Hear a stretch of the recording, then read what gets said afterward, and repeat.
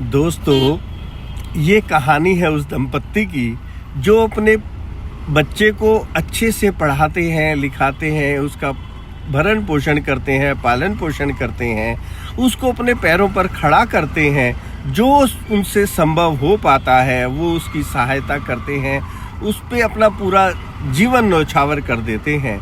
वो एक बड़ा ऑफिसर बन जाता है और उसका विवाह हो जाता है, लेकिन धीरे धीरे घर में कलह क्लेश शुरू हो जाता है। पत्नी की माता पिता के साथ नहीं बनती। रोज रोज की चिक चिक से तंग आकर के वो अपने माता पिता को वृद्धाश्रम छोड़ने के लिए चला जाता है। वहाँ उसके मैनेजर उसको वृद्धाश्रम दिखाने जाता है तो उसके पिता के और उसके बीच में कुछ छोटी सी आंखों में बात होती है, जिसे वो ऑफिसर एकदम से भाप जाता है। तो बात करते करते वो उस आश्रम के मैनेजर से पूछता है कि क्या तुम मेरे पिता को जानते हो?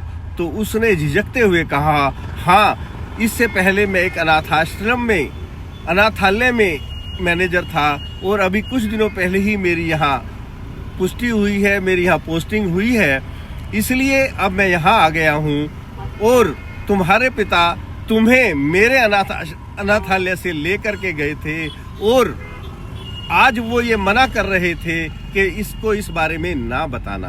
तो दोस्तों, ये छोटी छोटी बातें होती हैं जो अहम का रूप ले लेती हैं। संस्कृत में अहम का शब्द अर्थ होता है मैं।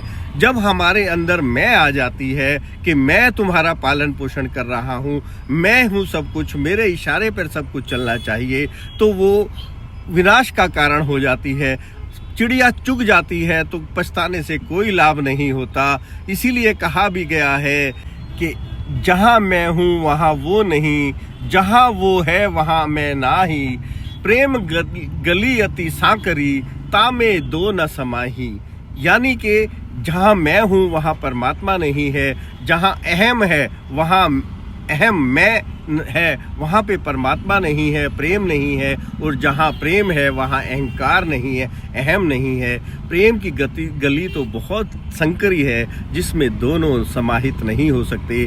नमस्ते का भी यही अर्थ है कि मैं नमः करता हूँ, आपके अंदर जो बैठा हुआ व्यक्ति है उसको नमः, उसके सामने झुकता हूँ। परमात्मा, आपके अंदर बैठे हुए परमात्मा को नमस्कार करता हूँ।